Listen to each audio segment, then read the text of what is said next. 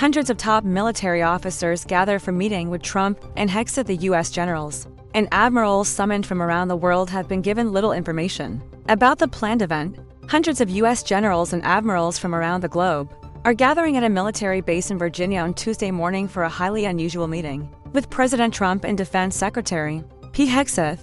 When Mr. Hegseth summoned the senior officers last week, he gave no reason for the meeting, which has no precedent in scope and scale in recent memory. The military leaders were told to expect a speech from the secretary heralding a warfighter culture he has championed since taking office, but they were given little other information. The event took a new twist on Sunday when Mr. Trump said he would attend. That raised alarm among military specialists over his tendency as commander-in-chief to use U.S. troops as political props and visits to bases as an occasion to bash his political rivals, liberals, and the news media. During a speech at Fort Bragg, NC, in June, Mr. Trump lied troops to boo journalists and former President Joseph R. Biden Jr. It was unclear what Mr. Trump will say or do on Tuesday at the Marine Corps base in Quantico, south of Washington. Mr. Trump has sought to downplay the gathering, telling NBC News on Sunday, "It's just a very nice meeting talking about how well we're doing militarily." In recent weeks, Mr. Trump has ordered National Guard soldiers to Los Angeles, Washington, and Portland, over the objections of local political leaders, to assist immigration efforts and combat crime. He has also directed the military to attack boats in the Caribbean that he says were carrying drugs to the United States, but he has offered no detailed legal justification. Even before Mr. Trump announced he would attend, Mr. Hegseth's order to drop everything and show up had stirred anxiety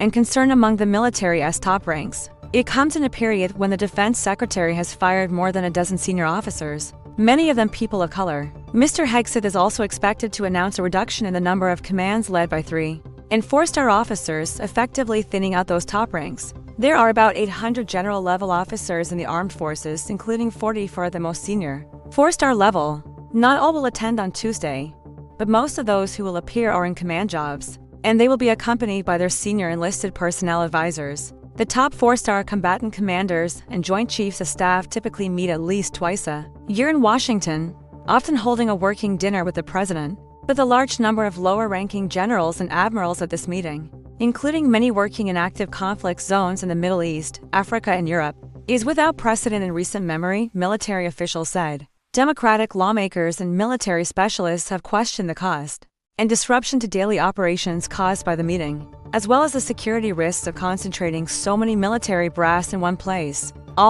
It appeared for Mr. Hegseth to be able to lecture military leaders with decades of combat experience on an enhanced warrior ethos in a forum that will be televised live. It appears to be one more demonstration of Secretary Hegseth mistakenly believing our military leadership needs to be directed to focus on fighting wars, said Corey Shake, a former defense official in the George W. Bush administration who directs foreign and defense policy studies at the American Enterprise Institute.